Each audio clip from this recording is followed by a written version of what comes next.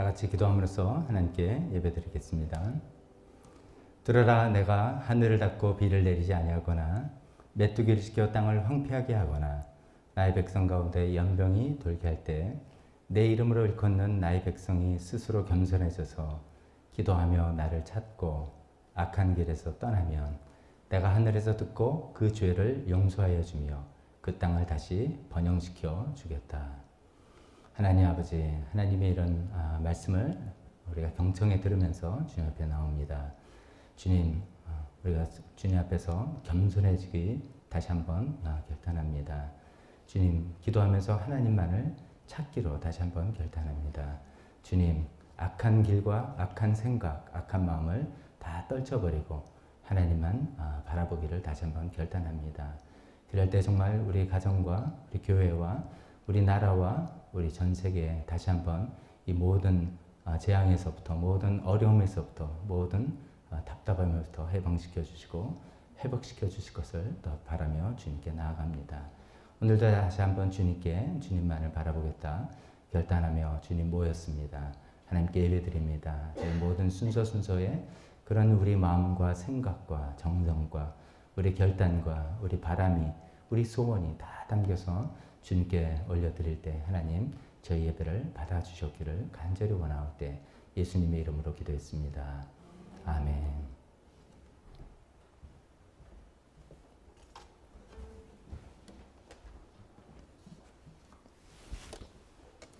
우리 다 같이 일어서서 찬양하겠습니다. 먼저 오 나의 자비로운 주여, 예수 여기 지금 오셔서 채워주셔서 찬송으로 나아가도록 하겠습니다. 눈물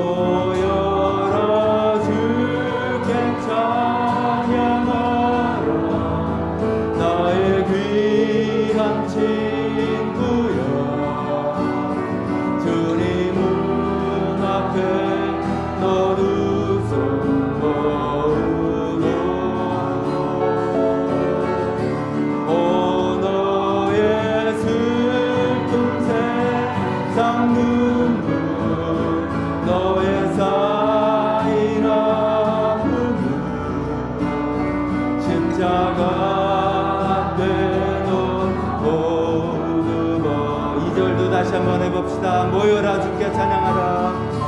모여라 주께 찬양하라. 나의 귀한 친구여 주 이름 앞에 너 두 손 모으고 오 너의 슬픈 세상 눈물 너의 쌓인 아픔을 십자가 앞에 넘어버리고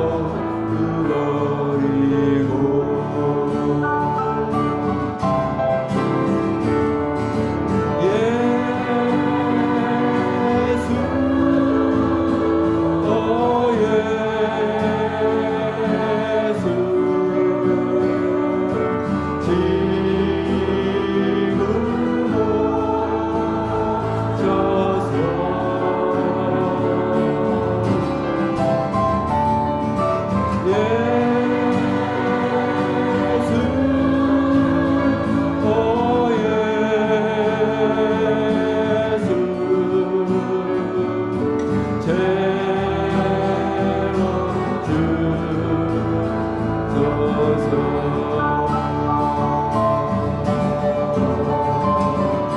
예수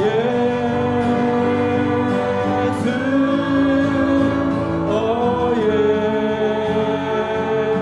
예수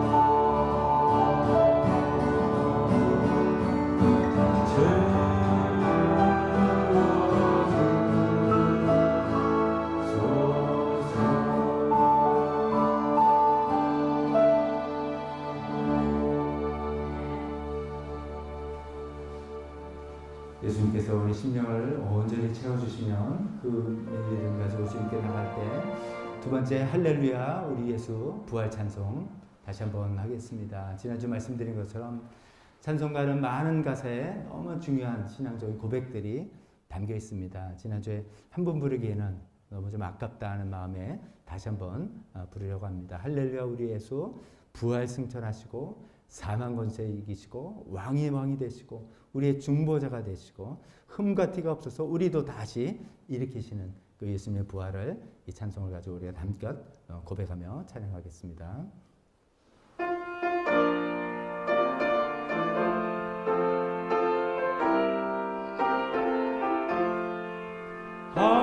할렐루야 우리 예수 부활 승천하셨네. 세상 사람 찬양하니 전사하다 파도가 구주 예수 부활하사 사망 권세 이겼네. 구주 예수 부활하사 사망 권세 이겼네. 할렐루야 우리 예수 왕의 왕이 되시네. 우리들의 중보 되신 성령 증거하시네. 구주 예수 부활하사 정열매 되셨네. 구주 예수 부활하사 정열매 되셨네. 할렐루야 우리 예수 흠과 티가 없도다. 무덤 속에 있는 죄인 주가 일으키시네. 구주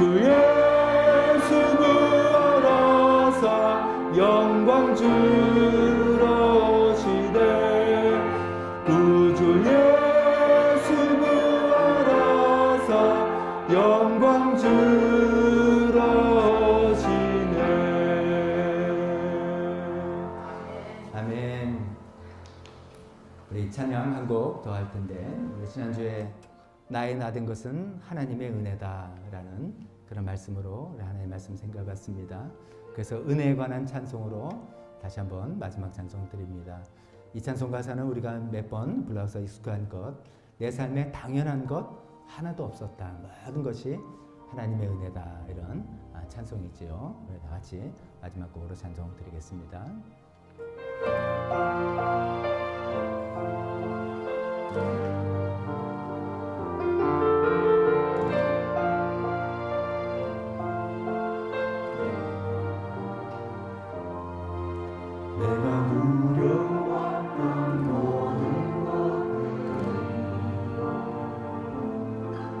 내가 지나왔던 모든 시간이 내가 걸어왔던 모든 순간이 당연한 것 아니야 은혜여서 아침에 가고 저녁에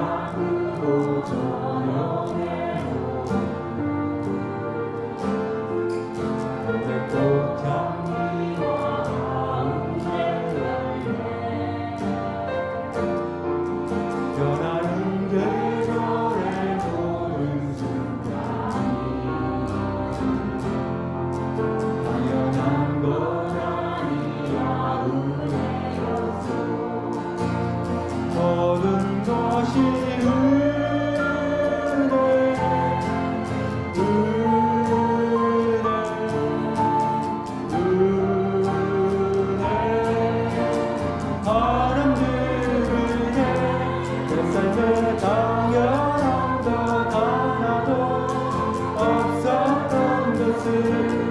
모든 것이 은혜였어. 이적 내가 이 땅에 태어난 사람이다. 어린 나이 시절까지 숨을 쉬며 살며 꿈을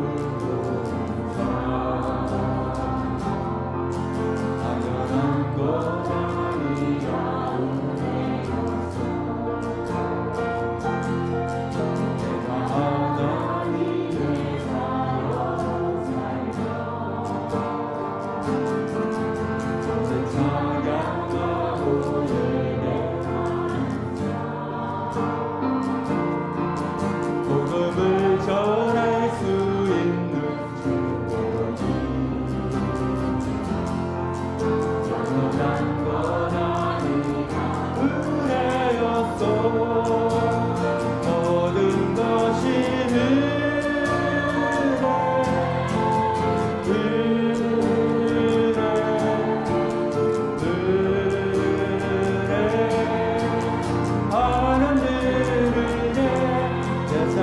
당연한 것 하나도 없었던 것을 모든 것이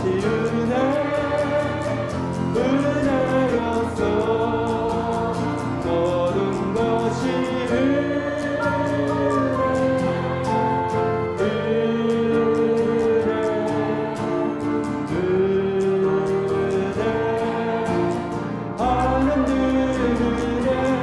내 삶에 당연한 것 하나도 없었던 것을 모든 것이 은혜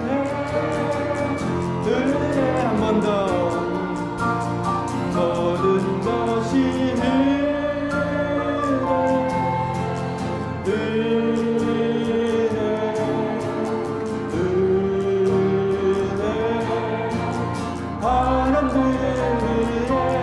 내 삶에 당연한 것 하나도 없었던 것을 모든 것이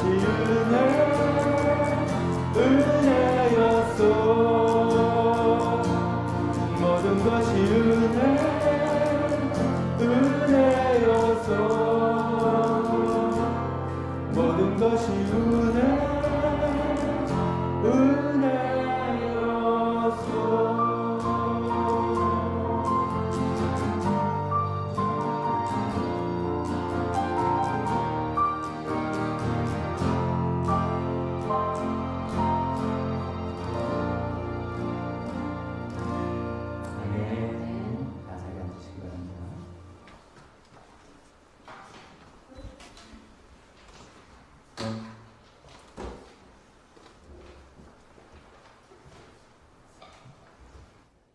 그렇습니다. 우리 삶에 정말 당연한 것 하나도 없고 우리가 호흡을 하고 이렇게 나와서 예배를 드리고 우리 삶을 또 누리고 또 하나님 뜻대로 살아가고 이 모든 것들 하나님의 은혜라는 그런 믿음의 고백을 가지고 우리 또 예배 시간에 모이신 것이라 믿습니다. 오늘도 예배하러 이 자리에 오신 모든 분들 우리 예배실에도 또 로비에도 또 많은 분들 함께 와 계셔 예배드리고 있고 댁에서 온라인 예배로 참여하고 있는 모든 우리 성도님들 주님의 이름으로 환영합니다. 이제 추석 명절입니다. 또 뭐 아무리 코로나고 뭐 그래도 또 명절은 또 이렇게 옵니다. 이번 이제 월요일부터 또 명절 연휴가 될 텐데 가족들과 좋은 시간들, 의미 있고 뜻깊은 시간, 행복한 시간 다 누리시기를 바랍니다. 교회 소식 주보를 통해서 나누도록 하겠습니다. 지난 주에 우리 지정헌금을 해서 이웃사랑 나누기 헌금한 금액들을 잘 준비해서 그 이웃사랑을 나눠서 어떻게 했다고 목회자 칼럼에 그래도 내용을 좀 자세하게 쓰고 이어서 이런 기회에 이제 선교 구제부 같은 부서를 좀 우리가 만들어서 이런 일을 담당할 수 있게 하면 좋겠다라는 취지의 내용까지 적어놨으니까 잘 읽어보시면 좋겠습니다. 말씀의 삶 계속해서 우리 구약 2편 하시는데 하나님 말씀 함께하는 그런 시간들 다 되시길 바랍니다. 특별기도에 우리 천양숙자매님 위해서 또 오정님 어머님 위해서 또 수능고사 보는 우리 새 교회 자녀들 위해서 또 하나를 더 추가한다면 김미선 전사님 이미 이제 뭐 아시는 분들이 많이 계시는데 셋째 아이를 임신하고 내년 3월에 출산 예정입니다. 아직 어린아이 있고 또 임신한 상태에서 무척 피곤하고 힘들 때 그러면서도 또 조일랜드 사역 잘 감당하고 있습니다. 건강하게 산모태하다 건강하게 출산할 수 있도록 기도해 주시면 좋겠습니다. 네팔과 나라, 북한을 위해서 계속해서 관심과 기도 이어졌으면 좋겠습니다. 이 시간에 대표 기도와 헌금 시간으로 이어지겠습니다.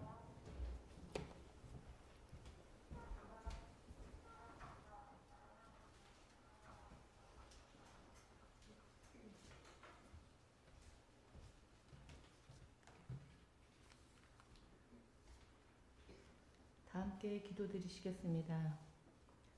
전능하신 하나님 아버지, 오늘 주일을 맞이하여 특별히 감사드립니다. 저희들을 예배의 자리로 인도하심 감사드리며 각자의 처한 상황 가운데 이 시간 믿음으로 함께 찬양과 경배를 주님께 올려드립니다. 갈급한 심정과 가난한 마음으로 주님만을 바라며 이 자리에 모였습니다. 마음과 정성을 다하여 드리는 저희들의 예배를 기뻐 받아 주시옵소서. 하나님만을 절대 의존적인 삶을 살아야 한다는 것을 알면서도 우리는 매 순간 내 생각과 판단을 위주로 이기적인 삶을 살고 있는 죄인된 모습을 발견합니다. 우리의 성숙과 거룩해져 감을 위하여 죄를 자꾸 들추어내시는 하나님, 저희들의 불안정함과 믿음 없음을 다시 한번 고백합니다. 주 성령님, 저희 부족함을 채워주시고 정결케 하여 주시옵소서.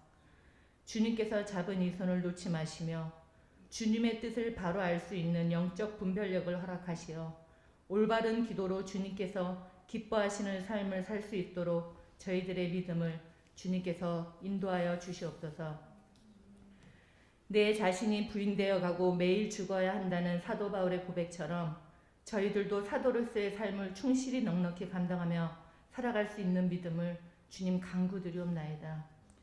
매일매일 작은 죽음의 고통을 겪어가며 다시 사는 부활의 기쁨을 또한 누리고 영적으로 성장하고 믿음이 성숙해져서 하늘나라의 놀라운 비밀을 알게 되기를 간절히 바라고 원하옵나이다. 세상의 가치를 추구하며 세상의 인정을 바라기보다 영적인 충만함을 갈급해하며 믿음의 길, 의의 길, 주님의 나라를 꿈꾸며 그 나라와 의를 구하는 신실한 믿음의 자녀로 살 수 있도록 인도하여 주시옵소서. 완벽한 작정과 예정 속에서 일을 이루어 가시는 하나님, 부족하고 연약한 저희들의 모습을 아시오니 주님의 지혜와 방법을 그리고 주님의 능력을 간구드립니다.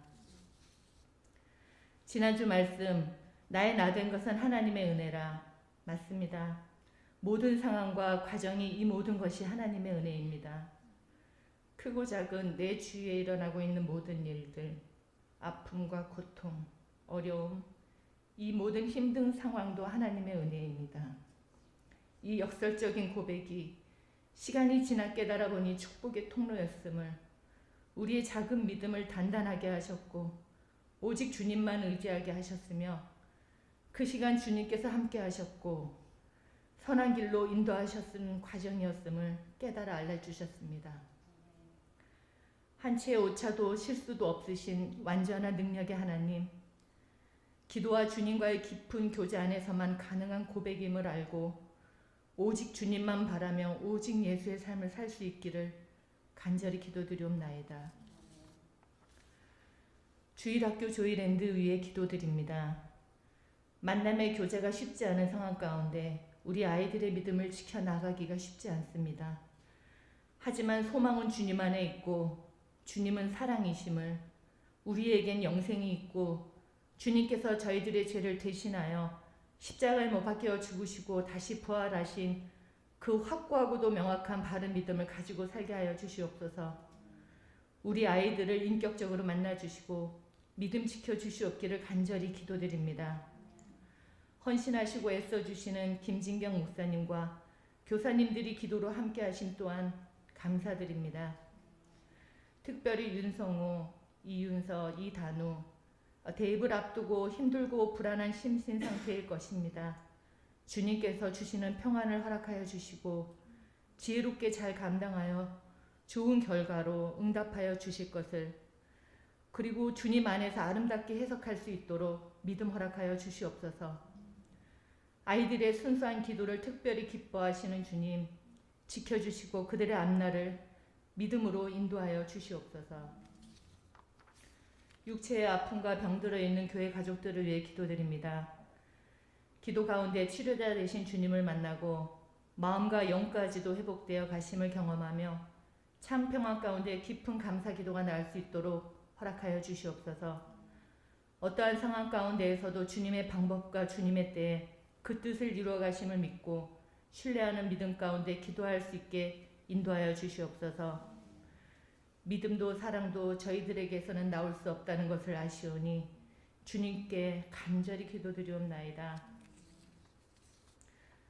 말씀 전하시는 박덕주 목사님과 함께 하시어 주님의 뜻과 진리를 알게 하시며 이 시간 저희들도 주님의 주 되심을 알고 순종하는 삶 살 수 있기를 기도드립니다.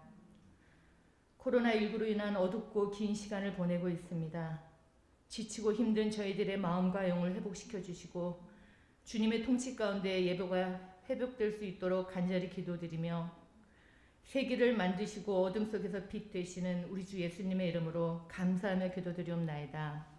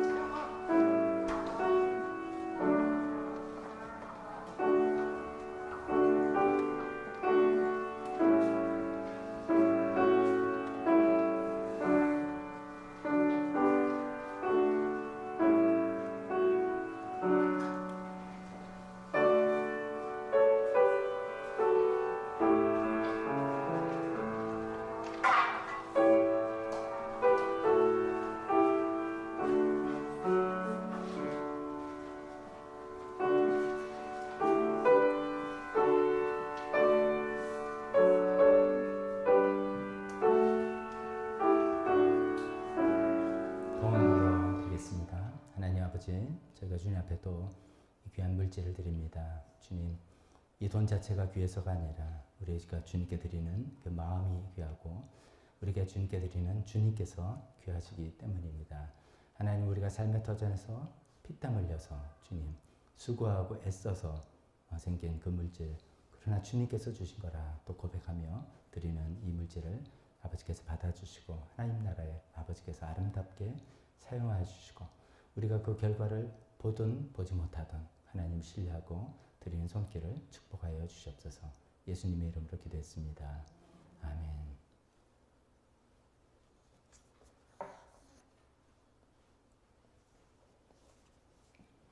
설교 시간입니다. 우리 다 같이 일어서서 설교 본문 주보 안에 있는 본문 고린도전서 15장 12절에서부터 20절입니다. 15장 12절부터 20절입니다. 오늘 본문 그냥 읽기에는 좀 복잡하고 뭐 어땠다는 건가, 이랬다면 이렇게 이야기 나오는 것은 사도 바울이 어떤 가정법을 사용하면서 어떤 논리를 전개하는 그런 내용입니다. 그래서 뭐라고 말하는 건가 조금 더 주의 깊게 한번 생각해 보시면서 같이 읽으시면 좋겠습니다. 읽겠습니다. 시작. 그리스도께서 죽은 사람 가운데서 살아나셨다고 우리가 전파하는데 어찌하여 여러분 가운데 더러는 죽은 사람의 부활이 없다고 말합니까? 죽은 사람의 부활이 없다면 그리스도께서도 살아나지 못하실 것입니다. 그리스도께서 살아나지 않으셨다면 우리의 선포도 헛되고 여러분의 믿음도 헛될 것입니다. 우리는 또한 하나님을 거짓되이 증언하는 자로 판명될 것입니다. 그것은 죽은 사람이 살아나는 일이 정말로 없다면 하나님께서 그리스도를 살리지 아니하셨을 때인데도 하나님께서 그리스도를 살리셨다고 하나님에 대하여 우리가 증언했기 때문입니다. 죽은 사람들이 살아나는 일이 없다면 그리스도께서 살아나신 일도 없었을 것입니다. 그리스도께서 살아나지 않으셨다면 여러분의 믿음은 헛된 것이 되고 여러분은 아직도 죄 가운데 있을 것입니다. 그리고 그리스도 안에서 잠든 사람들도 멸망했을 것입니다. 그리스도 안에서 우리가 바라는 것이 이 세상에만 해당되는 것이라면 우리는 모든 사람 가운데서 가장 불쌍한 사람들일 것입니다. 그러나 이제 그리스도께서는 죽은 사람들 가운데서 살아나셔서 잠든 사람들의 첫 열매가 되셨습니다. 아멘. 기도하겠습니다. 하나님 아버지, 정말 이런 만약이라는 가정법으로 아무리 이야기를 해서 또 여러 가지 복잡한 일이 나오지만 우리에게 확신하는 것은 예수님께서 부활하셔서 부활의 첫 열매가 되셔서 우리 모두의 참된 소망이 되셨다는 것입니다. 하나님, 예수님이 첫 열매가 되셔서 우리도 두 번째, 세 번째, 그 다음을 이어가는 열매가 될 것이라는, 부활할 것이라는, 다시 살아날 것이라는 이 참된 소망을 붙들고 영원히 살아가는 저희가 되게 도와주시옵소서.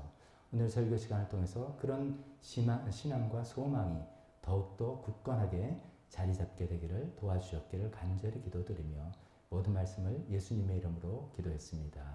아멘. 자리에 앉으시기 바랍니다.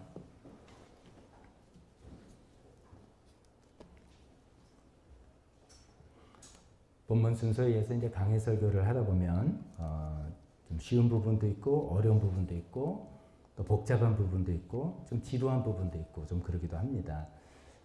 고린도전서 15장은 이제 부활장이라고 알려진 이 부활장이 그 분량이 굉장히 길죠. 이 부활의 주제가 58절이나 되는 많은 분량을 차지하는 거라서 그냥 예수님 부활하셨다, 우리도 부활할 겁니다 라고 짧게 이야기하고 넘어갈 수도 있겠지만 이렇게 여러 가지 우리가 알아야 되고 우리한테 필요한 부분들이 있기 때문에 길게 썼다라고 생각하고 거기 있는 주제를 조금씩 잘라서 말씀을 드리려고 합니다.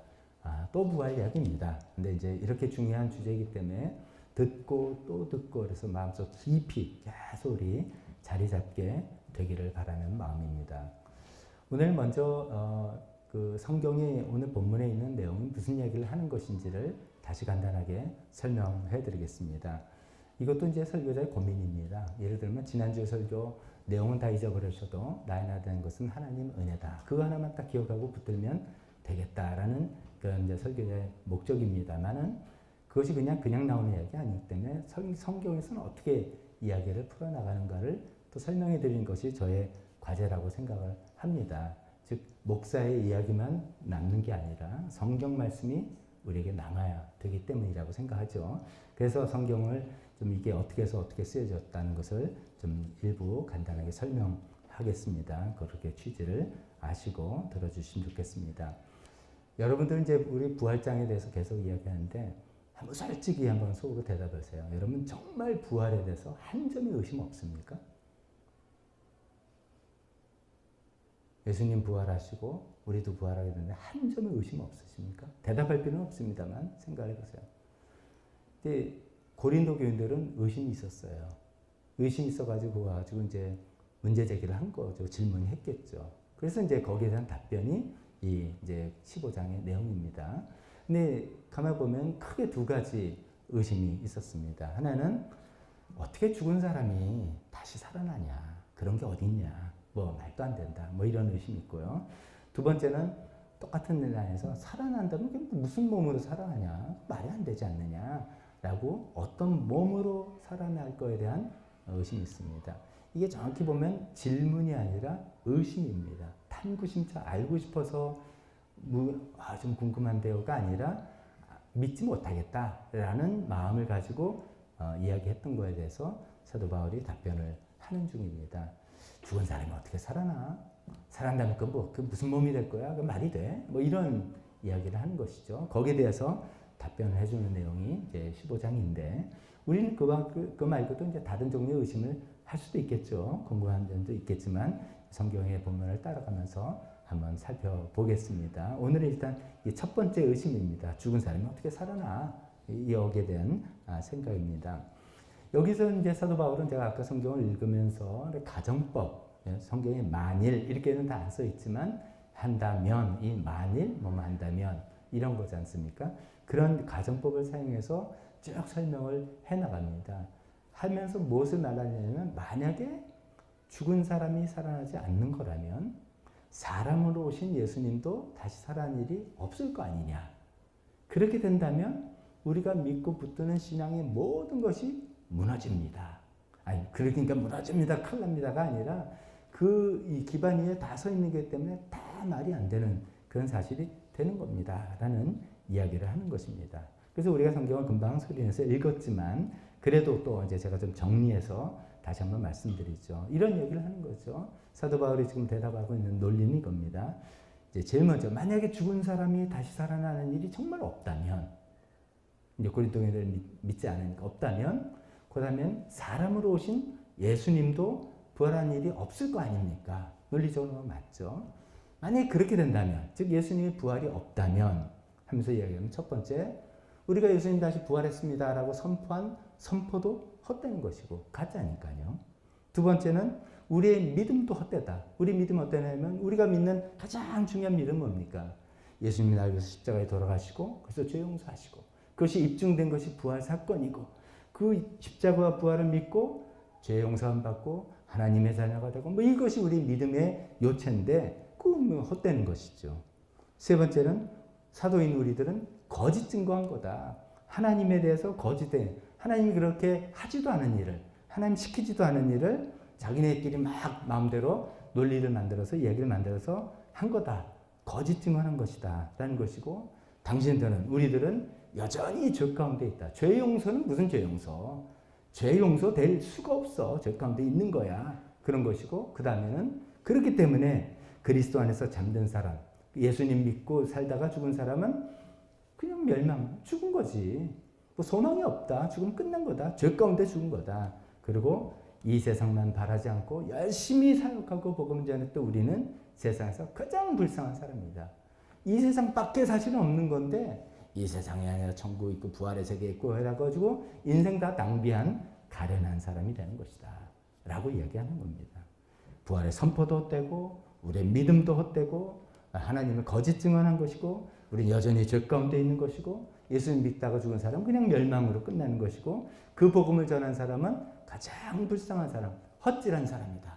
라고 이야기하는 것이죠. 그래서 모든 것이 예수님 부활이 없었다면 그 전제 죽은 사람 부활이 없다면 그 모든 것이 다 무너진다. 라는 이야기를 성경에서 하고 있습니다.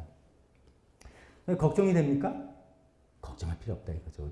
우리는 걱정할 필요 없는 게 예수님께서 사람으로 오셨지만 또 십자가에서 죽으시고 장례식도 정식으로 다 하셨어요. 무덤에 안치까지 했어요. 그렇지만 하나님께서 그를 죽은 자 가운데서 다시 살리셔서 사람이 죽었지만 다시 살아난다는 이 부활의 첫 열매가 되셨다. 요즘 말로 하면 첫 케이스가 되셨다. 그래서 거기서 끝나는 게 아니라 그 예수님을 믿는 사람은 모두 다 그 뒤를 이어서 그 대열에 동참하게 되는 그런 소망을 약속으로 주셨다. 그것이 우리가 믿는 것이죠. 그래서 이 이제 가정법을 거꾸로 이야기한다면 그런 것이죠. 그 예수님께서 부활의 첫 열매가 되셨기 때문에, 진짜로 부활하셨기 때문에 사도들의 부활 선포는 헛된 것이 아니라 가장 소망 있고 가장 확실한 선포가 된 것이죠.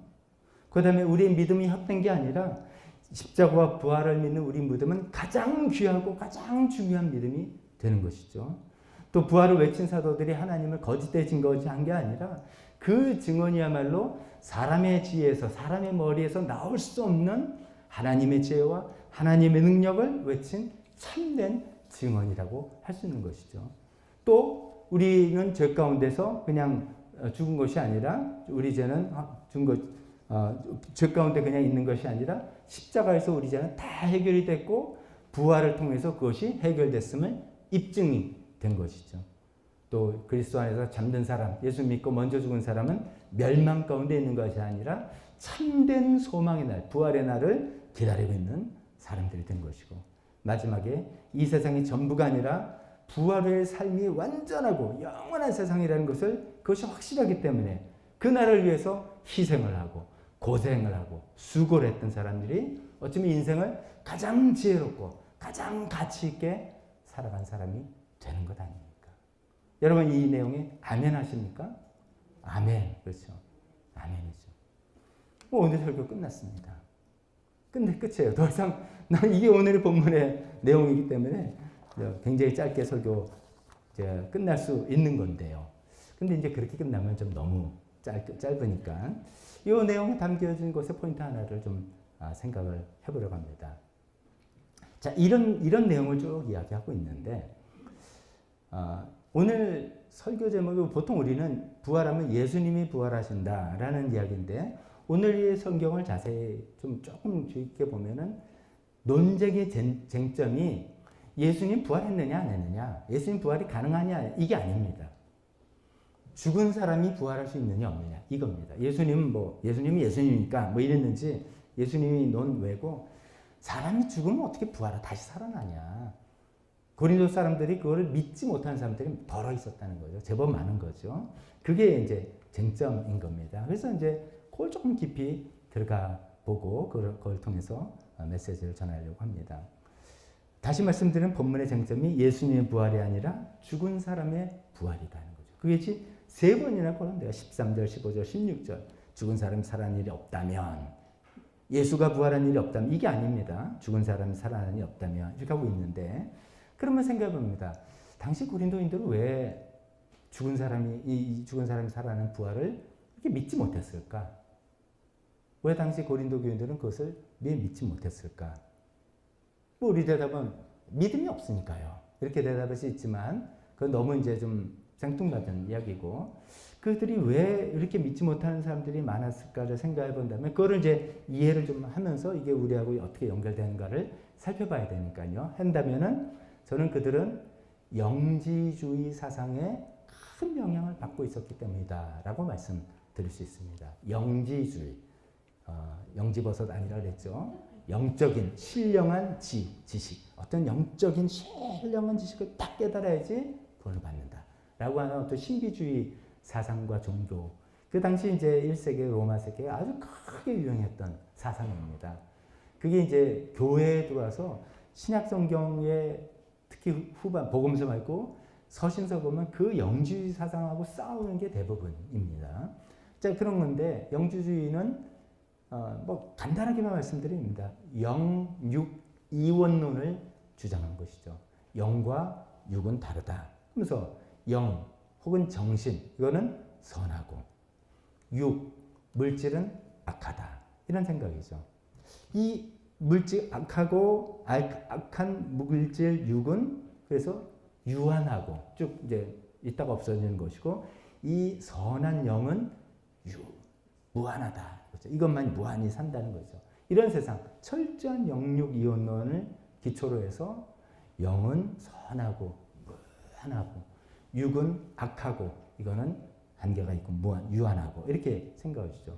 그것이 곧 인간에게 들어오면은 인간은 그런 거죠. 인간은 육체적으로는 죽는 거죠. 죽어야만 되는 거예요. 더럽고 악한 거니까 죽어야 되고 영적으로는 죽지 않는 것이죠. 영적으로는 죽지 않는다는 말을 우리가 조금 어려운 용어로 쓰면은 영혼 불멸설이라고 표현합니다. 영혼은 불멸한다. 멸하지 않는다. 오래간 죽지 않는다. 이런 것이죠. 이제 영혼은 불멸설을 안 믿는 사람들도 있습니다. 사람은 죽으면 끝이지. 그냥 무로 돌아가는 거야. 없어지는 거야. 존재 자체가 없어지는 거야. 라는 그런 생각과 사상도 있습니다. 그러나 이들은 영혼은 불멸한다. 영혼 불멸. 단지 육신은 썩어서 없어지고 끝이다. 이렇게 생각을 하는 것입니다. 이런 영지주의 입장에서 본다면 이 악하고 더럽고 유한한 이 육신이 다시 살아난다? 받아들이기가 쉽겠습니까? 쉽지 않겠습니까? 쉽지 않은 겁니다. 이런 영지주의 사상에 근거해 보니까 누가 이제 사도 와서 우리도 예수님 부활하시고 우리도 부활한다 라고 할 때 뭐 예수님은 뭐 하나님이니까 그런가 보다 했는지 모르겠는데 이 더럽고 악한 이 육이 다시 부활한다고 있을 수가 없어. 오히려 다시 살아날까 봐 걱정이다. 이런 생각이 들 정도로 그런 것이죠. 반대로 영혼은 영원히 천국에서 살아가고 대신 육신은 이 땅에서 쫙 더러운 것은 쓰레기에 태우고 없애듯이 흙으로 돌아가는 것이다 라고 생각했다는 것이죠. 그래서 그 당시 고린도 교인들은 죽은 사람이 부활한다는 것을 받아들이기가 힘들었다는 것이죠. 자, 그러면 이제 더 나가기 전에 저는 이제 여기까지 오다가 좀 걱정이 살짝 들었습니다. 혹시 우리 가운데, 기독교를 믿는 우리 가운데 이런 영혼 불멸설과 비슷한 생각을 그냥 이게 성경의 가르침이지라고 생각하시는 분이 있을까봐 걱정입니다. 우리가 보통 장례식을 치르고 하면은 다 이제 생각이 그렇습니다. 장례식 절차를 보면 육신을 장례에 보내는 거잖아요. 그래서 화장을 하든 매장을 하든 해서 흙으로 돌아가는 것이고 뭐 이렇게 한 다음에 그렇지만 이분은 영혼은 천국의 하나님께로 갔다라고 생각해서 그게 끝이라고 생각하면 정확히 영혼 불멸설입니다. 정확히 영지주의입니다. 우리의 믿음과 그분의 믿음의 차이는 뭡니까? 우리는 지금 육신이 뿌려서 없어졌지만 그 다음을 우리는 믿는 거죠. 소망하는 거죠. 어떻게 됩니까? 예수님께서 다시 오실 때 모든 성도들이 몸의 부활을 입고 다시 살아서 몸으로 육신을 가지고 영원히 부활의 세계에서 살아간다. 요게 차이입니다. 요 차이를 생각하지 않는다면 우리는 교회를 다니고 성경을 읽고 하나님 믿는다고 하지만 이 영혼 불멸설 거기에서 끝나는 것이죠. 뭐 영혼은 천국 갔고 좋은 데 가셨고 육신은 뿌렸고 끝 이렇게 생각하면 기독교 신앙이 아니라는 것을 거듭거듭 말씀드립니다. 거기서 한 단계 더 나가는 것이 우리의 소망과 믿음인 것이죠. 자, 그렇다면은 근데 이제 이 고린도 교인들은 그 당시 그래서 죽은 사람이 다시 살아나는 걸 믿는 게 힘들었구나 이렇게 이제 알게 됐는데, 근데 뭐 우리는 그렇지 않죠. 우리는 영지주의 제가 막 설명을 해야지만 될 정도로 영지주의가 뭐야? 그 뭐 영지버섯처럼 먹으면 몸에 좋은 거야? 뭐 이렇게 생각하고 전혀 모르는 건데, 그럼 우리 시대 현대인들은 죽은 사람이 다시 살아난다, 부활한다는 것을 뭐 우리 이제 믿음 좋은 분들은 다 아멘 이렇게 믿지만 만약에 믿기 힘들고 어렵다면 안 믿게 되는 왜 그럴까? 이 이제 고민을 해보게 된 겁니다. 현대인들은 왜 죽은 사람이 부활하는 것을 믿지 못하나? 생각해보니까 제가 이제 생각하면 정말 이런 생각이 됐습니다. 그거 본 적이 없으니까요. 죽은 사람이 부활한 것, 다시 사는 걸 본 적이 없죠. 경험적으로. 아니면 뭐 심폐소생해서 소생을 해서 뭐 일정 기간 산 건 있지만 부활은 그 뜻이 아니지 않습니까? 한번 부활해서 영원히 사는 건데 그건 본 적이 없죠. 또 생각에는 이 생물학이 얼마나 발전했습니까? 과학이 발전했는데 과학적으로 그거는 불가능하다라고들 다들 이야기하니까 그건 뭐 그럴 수 없어 이렇게 생각하는 거죠. 이제 그러면서 어쩌면은 이제 교회로 오면 교회에서는 예수님 부활하셨고 우리도 부활합니다. 부활 이야기하면 마음속 깊이는 받아들이지 못하면서 대놓고 에이 그런 게 뭐 그게 있겠습니까? 차라리 고린도 교인들은 그게 있겠어요? 라고 해서 이야기가 됐는데 우리는 그렇게도 얘기 안 해요. 믿음 없는 사람 취급받을까 봐 대놓고 부인도 못하지만 진짜로 믿지도 않는 그런 이상한 믿음을 가지고 살아가는 것은 아닌지 이런 생각이 드는 거죠. 경험적으로 그것을 본 일도 없고 과학적으로 입증할 수도 없다. 뭐 이런 얘기도 하지만 그건 이제 또 다른 이슈가 되지만 어쩌면 진짜 실제 이유는 오늘날 우리가 죽은 사람이 다시 부활한다, 다시 살아난다는 것을 믿지 못하는 이유는 지나친 현세주의의 영향이 아닌가 저는 이렇게 생각을 하고 오늘 말씀드리고 싶습니다. 고린도 교인들은 영지주의의 영향 때문에 했다면 우리는 지나친 현세주의의 영향이 아닌가 이런 말씀을 드리고 싶은 겁니다. 지나친 현세주의라는 것은 이렇게 이야기할 수 있겠죠. 인생의 전부를 현세, 이 세상, this life 여기에만 초점을 맞추는 사고방식이죠. 인생이 뭐냐? 지금 여기 내가 태어나서 육신적으로 죽는 여기 이게 인생이 전부야 라고 믿는 것이 현세주의죠. 이것이 당연히 우리가 갖고 있어야 되고 현실에 충실해야 되지만 지나친 현세주의를 간다면 그렇기 때문에 부활을 믿지 못하는 게 있지 않을까라고 말씀드리는 중입니다. 우리나라 역사가 이제 이렇게 기독교 신앙 입장에서 이렇게 쭉 보면은요, 한때 우리나라의 기독교 신앙은 지나친 내세주의가 굉장히 강했습니다. 언젠가 일제시대 때, 일제강점기 때 우리나라 뭐 6.25 동란 있고 막 진짜 먹고 살기 힘들 때 그럴 때 지나친 내세주의인데 지나친 내세주의예요. 그건 무슨 말이냐면 이 땅에서 소망을 붙일 데가 없는 거예요. 일제강점기인데 무슨 소망을 붙입니까? 생각해보려면 친일파나 돼야 되는데 그건 못하겠고 그러니까 이 세상 소망 없고 그래서 쭉 읽었던 게 출애굽기하고 요한계시록이었어요. 그때 일제기 때 굉장히 뭐 성경 강의하면 늘 그겁니다. 그리고 그 초점은 천국에서의 어떤 이것만 강조했던 것입니다. 그 다음부터 해방은 됐지만 우리나라 뭐 살기 어렵고 먹고 살기 힘들고 이 세상 사는 게 너무너무 힘드니까 이 세상에서 뭐 어떤 것을 기대해 보기엔 좀 약하고 죽어서 천국에서 이렇게 생각을 했기 때문에 많은 그때 설교 주제나 신앙의 어떤 초점이 내세주의에 있는데 지나치게 내세주의에 무게가 들어갔었습니다. 그러다가 이제 우리나라 먹고 살만하고 잘 살게 되고 지난주에 말씀드린 것처럼 원조를 받다가 원조를 주는 나라가 되고 이렇게 되면서 이런 지나친 내세주의에서 점점 우리 관심들은 현세주의로 바뀌게 된 것이죠. 근데 이제 바뀌게 되는 것은 건강한 변화인데 문제는 지나친 현세주의로 바뀐 것입니다.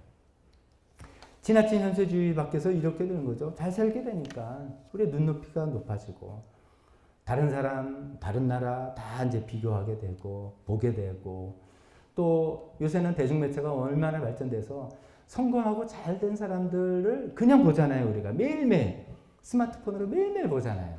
누가 무슨 옷 입고 뭐 차를 뭘 사고 야 공부를 하려면 이렇게 해야지 뭐 다 좋은 대로 다 쭉쭉쭉 뽑아서 이런 사람들 얘기를 옛날에는 뭐 겨우 들을까 말까 하고 뭐 내일 소박하게 살면 되는데 요즘은 뭐 전 세계 사람들 얘기를 손바닥에서 다 보는 이런 세대 되니까 현세주의에서 지나친 현세주의로 정말 우리가 정신 안 차리면 관심이 쫙 가게 돼 있는 그런 시대에 살고 있는 것이죠. 그래서 이 지나친 내세주의와 지나친 현세주의에 한쪽으로 치우치지 않고 균형을 잡아야 되는데 균형을 잡지 못하고 요즘은 많은 우리 기독교 신앙이 현세주의에서 지나친 현세주의로 많이 가는 게 아닌가 그런 생각이 듭니다. 그러다 보니까요 죽음과 죽음 이후의 세계와 이런 데에 대한 관심이 없습니다. 아예 죽을 계획이 없어요. 인생 계획은 죽고 난 다음에 우리가 천국 가서도 이렇게 생각을 해야 되는데 내 인생은 출생해서 죽은 게 끝이니까 그 이후의 생활은 내 인생의 계획표에 없어요. 그거는.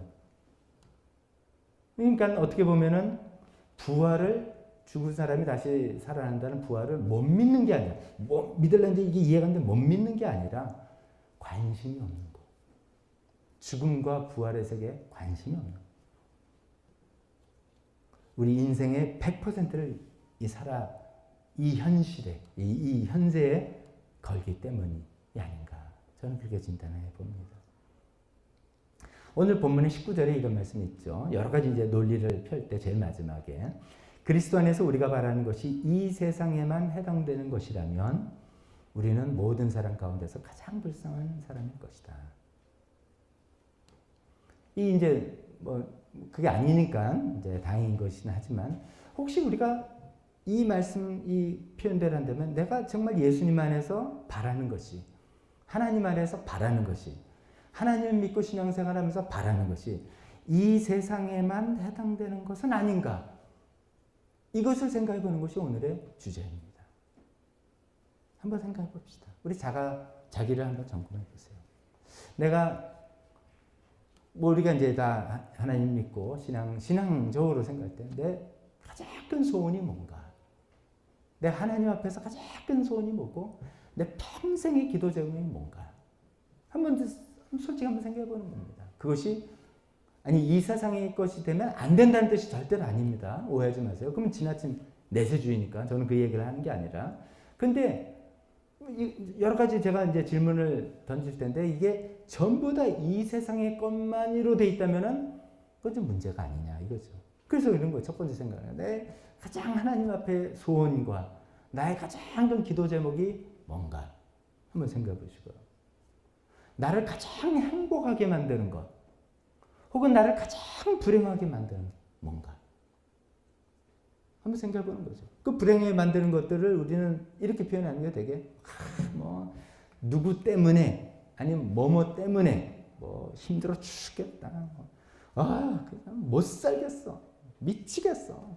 나를 그냥 힘들게 날 불행하게 만드는 그 요소가 뭔가. 다시 말씀드립니다. 이 세상의 것이 되면 안 된다는 소리 절대로 아닙니다. 오해하지 마십시오. 당연히 이 세상에 있어야 되는데 이 세상에 속한 것들만 있다면 그것만 있다면 우리 19절의 그 예언이 바로 우리 얘기 아닙니까? 그리스도 안에서 우리가 바라는 것이 이 세상에만 해당되는 그런 사람에게 부활이 무슨 필요가 있습니까? 부활이 뭐 진리인지 모르겠지만 나한테는 관심이 없어. 이렇게 되는 거 아니겠습니까? 예수님의 부활이 무슨 필요가 있겠습니까? 근데 지금 사도 바울은 예수님의 부활이 무너지면 우리가 믿는 모든 게 다 무너집니다. 그런 얘기를 하는데 성경을 읽으면서는 아멘 하지만 우리 실제 생활하고는 아무 상관없는 성경 말씀일 뿐 이렇게 되는 거 아니겠습니까?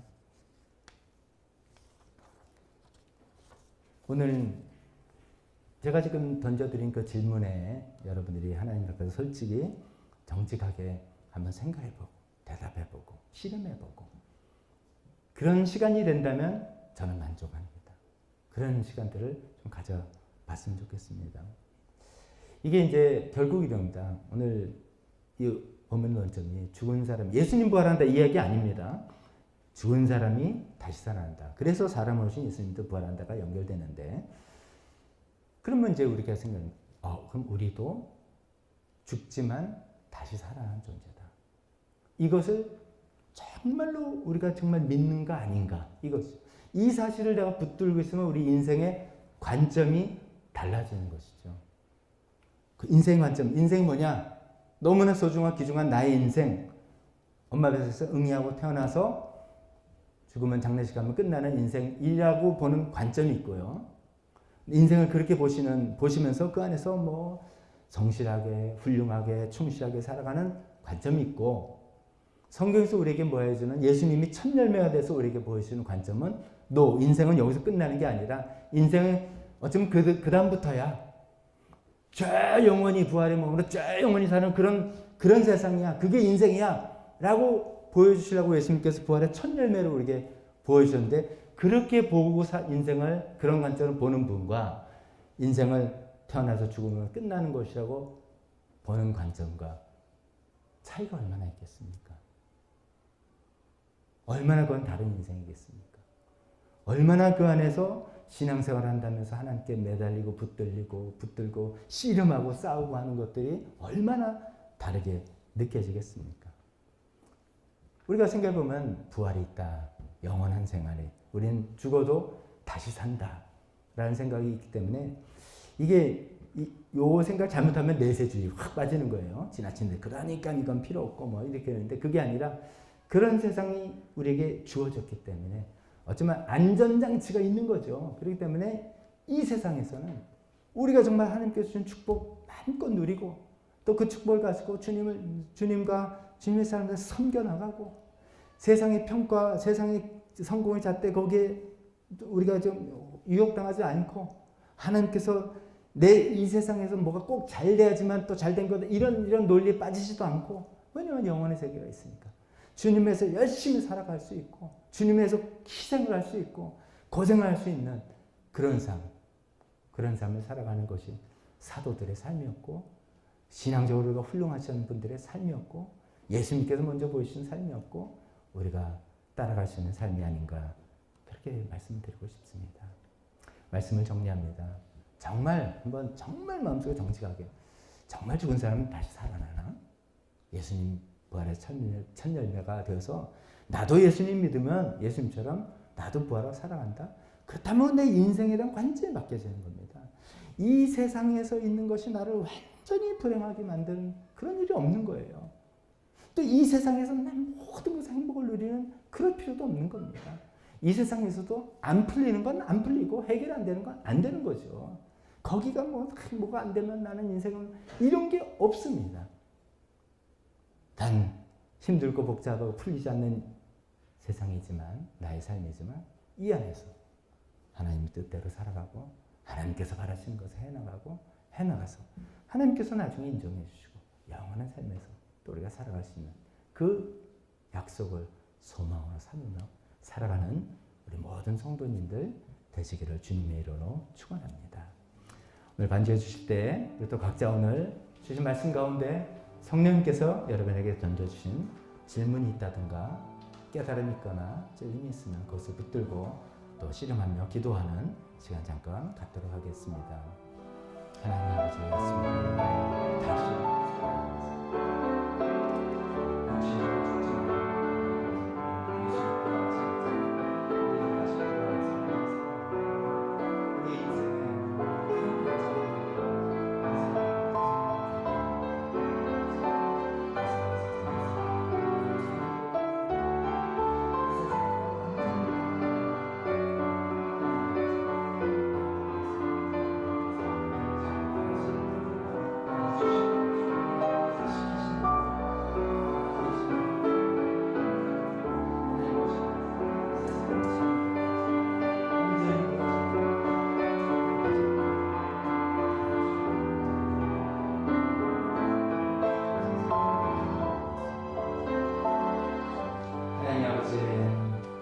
우리가 너무나 지나친 현세주의에 빠지게 된다면 예수님께서 죽으시고 우리 위해서 부활하시고 우리도 부활해서 영원한 삶을 산다는 것이 어찌 관심이 있겠습니까? 하나님 그러나 사실 이것이 우리의 가장 큰 소망이고 가장 붙들어야 될 것임을 오늘 말씀 통해서 다시 우리에게 말씀해 주셨습니다. 하나님 우리 삶을 비춰봅니다.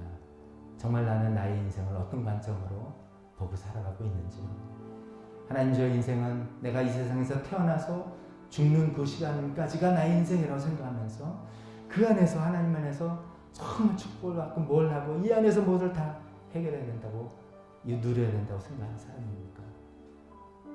예수님께서 부활의 첫 열매가 되어서 인생은 그것이 아니라 부활 이후에 영원히 사는 참된 인생이 있다고 말씀해 주신 그것을 받아들이면서 우리의 인생의 관점이 바뀌기를 바랍니다.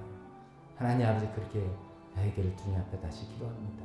그래서 이 세상에 아무리 힘들고 어려운 일이 있더라도 우리를 완전히 낭망하게 하는 그런 일이 절대로 되지 않게 도와주시고 이 세상에 아무리 큰 기쁨과 유혹이 있더라도 우리 행복에 겨워서 하나님과 상관없는 그런 삶을 살아가지 않는 저희가 되게 붙들어 주시옵소서.